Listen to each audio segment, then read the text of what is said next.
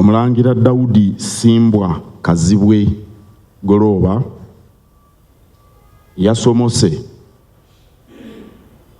abadde ajjanjabirwa mu ddwaliro Ensambya era amaze akabanga ng'atawaana n'obulwadde bwa sukaali. Ajjanjabiddwa wano n'ebweru e Kenya, e Bungereza na wano, naye Katonda yasazeewo amujjulule nga 22 February 2025. Omulangira Daudi Simbwa Kazibwe Goloba yazaalibwa ng'ennaku z'omwezi 14 omwezi ogw'Apuli 1953. Ekitegeeza afudde aweze emyaka 71. Mu mwezi ogwokuna yandiwezezza 72.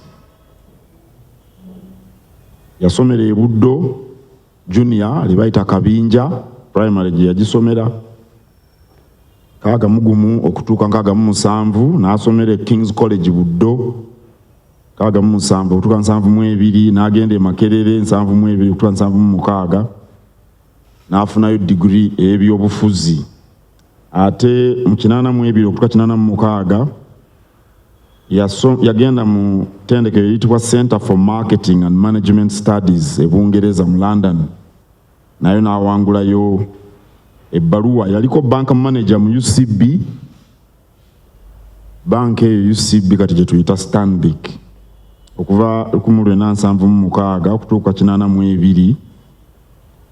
Yakolerako mu Gloucester Hotel London ne mu Lancaster Hotel era nayo mu London.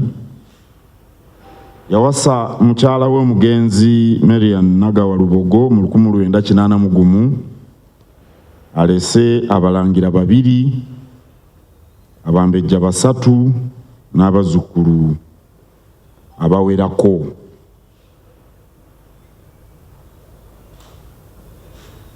Era akoze emirimu mingi naddala ng'Obwakabaka tebunnaddawo. Yabeera nnyo n'Abaganda mu Bungereza mu bibiina ebyenjawulo ebyabakumaakumanga. Akati nataddewo akakiiko ak'okutegeka engeri gye tunaawerekeramu omulangira oba okumutereka mu Masiro y'e Kasubi nga kakulirwa omumyuka asooka wa Katikkiro Oweekitiibwa Twakawaase gwe tuli naye wano, amyukibwa Oweekitiibwa Antony Wamala, Minisita w'obuwangwa n'ennono, kuliko Oweekitiibwa Noah Kiyimba, Minisita w'olukiiko n'ensonga mu ofisi ya Katikkiro, Oweekitiibwa Israel Kitooke, Minisita w'amawulire era omwogezi w'Obwakabaka, kuli Oweekitiibwa Baale Mugera. Omumanyi Oweekitiibwa Baale Mugera muko w'embuga, ono abadde mukoddomi we, era nga enkiiko ezaasose okutuula yazibaddemu nnyo. Kuliko n'abeggwanika wano tulina mwami Joseph Mugagga akiikiridde eggwanika. Enteekateeka ejja kuba bweti: enkya omulangira Daudi Simbwa Kazibwe Goloba ajja kusabirwa mu muzikiti omukulu ogw'Ekibuli. Omulangira yasiramuka emyaka egyasembayo egy'obulamu bwe, era okwo kwe kwali okusalawo kwe, era ajja kusabirwa Ekibuli mu muzikiti omukulu. Naye ng'olwaleero wajja kubaayo olumbe mu maka ge Luwafu e Kansanga. Naye nga bwe mbagambye okusaba kujja kutanga ku ssaawa 4, era tujja kufuna essaala eyitibwa Swalat Janaz ku ssaawa 5 Ekibuli. Tusuubira okufuna obubaka okuva ewa Mbuga omulangira Kasimu Makibinge Ekibuli, era anaakola obwakalabaala b'Ekibuli anaabeera Oweekitiibwa Miss Kakomo, Minisita w'Obulimi. naye nga bwe tunaava Ekibuli tugende Kasubi era wajja okubaawo okwogera, wajja kubaayo omusawo abadde amujjanjaba Dr. Sekitoleko tusuubira ajja kutuwa ku bubaka.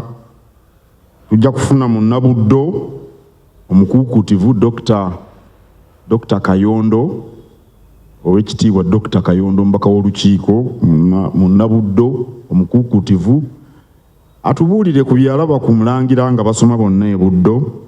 Tujja kufunayo omu ku baana omwana omu, tujja kufunayo omu ku baganda be bamwannyina, tujja kufuna ow'omukwano omu, ate n'Obwakabaka bukomekkereze okwogera.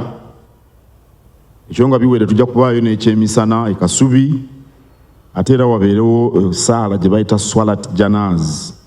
Olwo tugende e Magombe. Ono bwali Mulangira wa Mujaguzo ku ddaala eryo atekkerwako omusika nga tuvudde e Magombe, era emikolo gijja kukolebwa Kasujju Lubinga ng'era ennono bweri. Era tujja kufunawo edduwa esabira omusika.